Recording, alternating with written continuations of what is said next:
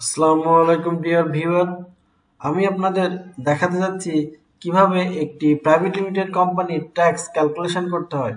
এখানে টার্নওভার হচ্ছে 60 লাখ টাকা এবং কস্ট অফ গুডস সোল্ড হচ্ছে 30 লাখ টাকা, অপারেটিং এক্সপেন্স হচ্ছে 10 লাখ টাকা, প্রফিট ফ্রম অপারেশন হচ্ছে 20 লাখ টাকা এবং ফাইন্যান্সিয়াল এক্সপেন্স হচ্ছে 10,000 টাকা। নিট প্রফিট বিফোর ট্যাক্স হচ্ছে 19,90,000 টাকা। এখানে ক্যালকুলেট দ্য ট্যাক্স লাইবিলিটি।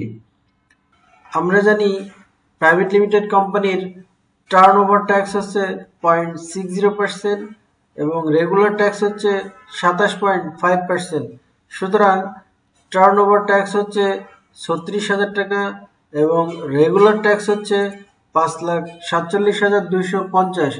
এক্ষেত্রে যেটি বড় হবে সেটি হবে ট্যাক্স লাইবিলিটি। সুতরাং 5,47,000 হচ্ছে ট্যাক্স লাইবিলিটি।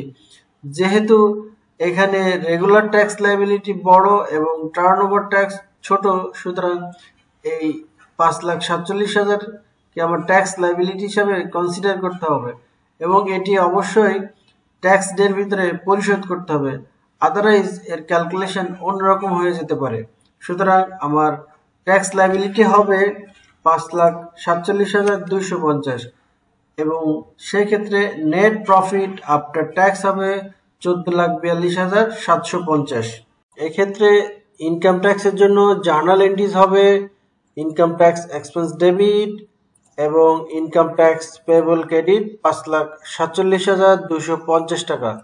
এবং যখন এই ইনকাম ট্যাক্সের টাকাটি রাষ্ট্রীয় কোষাগারে জমা করবেন তখন ইনকাম ট্যাক্স পেয়েবল ডেবিট হবে এবং ক্যাশ আর ব্যাংক ক্রেডিট হবে 5,47,250 টাকা।